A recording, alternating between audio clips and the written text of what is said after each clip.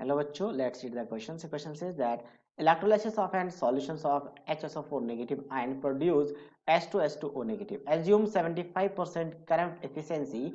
What current should be employed to achieve a production rate of 1 mole of this H2SO4 minus 2 per R?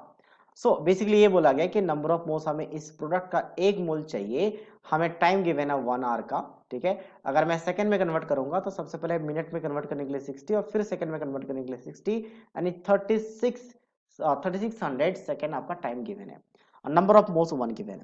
तो यहाँ से simple क्या करेंगे, यहाँ पे अगर देखा जाए तो HSO4 माइनस ट्वाइस लिख लेंगे, इसका क्या हो रहा है, ऑक्सीडेशन हो रहा है। ठीक है, यहाँ पे सल्फ ऑक्सीजन का ऑक्सीडेशन हो जाता है, ये बेसिकली -2 से -1 यानी कि पेरोक्सो लिंकेज बनता है यहाँ पे, तो -2 बन गया। अब ट्वाइस ऑफ H पॉजिटिव भी आएगा बैलेंस करने के लिए और 2 इलेक्ट्रॉन का लॉस होगा। तो यहाँ से इसके एन फैक्टर की बात करें, एन फैक्टर क्या होगा, तो एन फैक्टर हम कहीं से भी निकाल सकते हैं, 2 इलेक्ट्रॉन का लॉस हो रहा है तो इससे भी देखा जा सकता है एन फैक्टर 2 होगा। ये भी एक तरीका है एन फैक्टर निकालने का।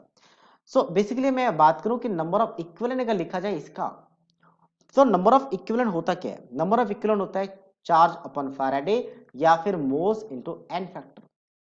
तो चार्ज हमें नंबर ऑफ मोल्स पता है 1 है, एन फैक्टर पता है 2 है, चार्ज कितना तो आई इंटू टी और फैराडे कितना होता है 96500।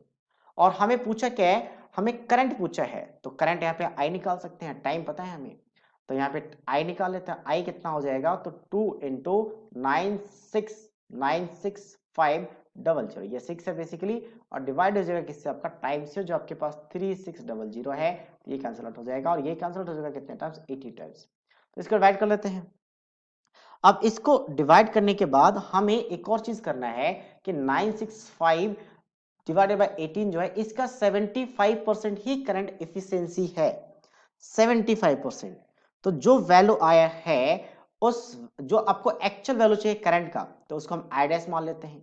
ठीक है, तो ये जो आई होगा, आई जो हमने निकाला वो कितना होगा, आई डैश का 75% होगा, यानी एक्चुअल करंट हमें जो प्रोवाइड कर रहा है उसको हमने आई डैश माना है। एक्चुअल करंट कितना हमने प्रोवाइड किया है सर्किट में, यानी इलेक्ट्रोलाइसिस में, उसको आई डैश माना, उसका 75% आई मतलब जितना निकला है। तो यहां से देखा जाए तो आई का वैल्यू ये है।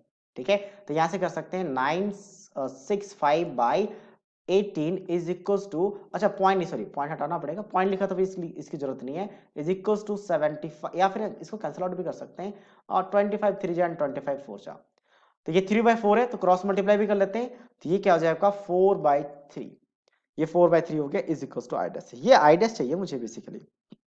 तो इसको कैलकुलेट करने के बाद जो फाइनल वैल्यू आता है, उस फाइनल वैल्यू को लिख देते हैं 71.48 एम्पीयर का आता है, जो कि ऑप्शन नंबर किसके साथ, ए के साथ मैच कर रहा है, अप्रोक्सीमेट 71.5 बन जाएगा, अप्रोक्सीमेट 71.5, तो ए के साथ मैच कर रहा है, that means option A is the right answer of this question.